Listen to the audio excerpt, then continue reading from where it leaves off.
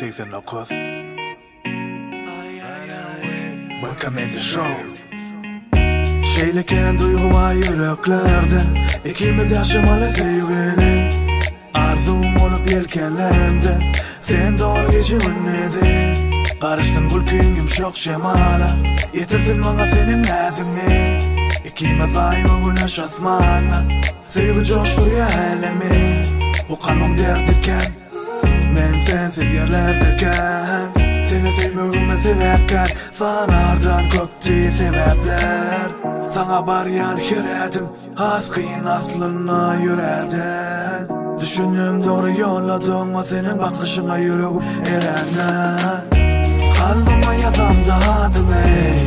Bana başkası gerek değil Sen yüreğimin kılgım ey Geley geley geley Kalbime yazam dağıdım ey Bana başkası gerek değil Sen yüreğimin kılgım ey Geley geley geley Eğer sen bolmasan aytkin Yerini tutup bilerdi sen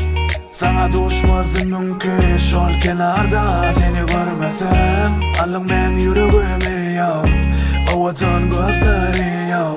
Çekip beni özüne Yaktı bu yüreğimi közüne Bana dinlesin var yaley Geziyen arzularımı Büyüt götüp benim oluşumu Yürüyüşüm varışını duyan kirdimde Sen ve men asman zemin Dünyam sayan seni Yüreğimin en çoğun yeri Dine senki Kalbime yazam dağıdım ey Bana başkası gerek değil Sen yüreğimin kılgım ey Geley geley geley Kalbime yazam dağıdım ey Bana başkası gerek değil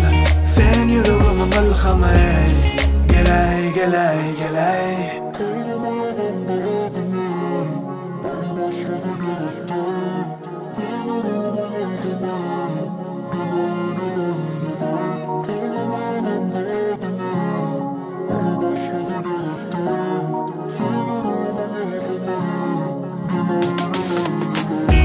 Kalbime yazam dağıdım ey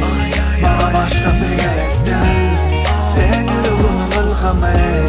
Geley geley geley Kalbime yazam dağıdım ey Bana başkası gerek değil Sen yüreğimin kılgım ey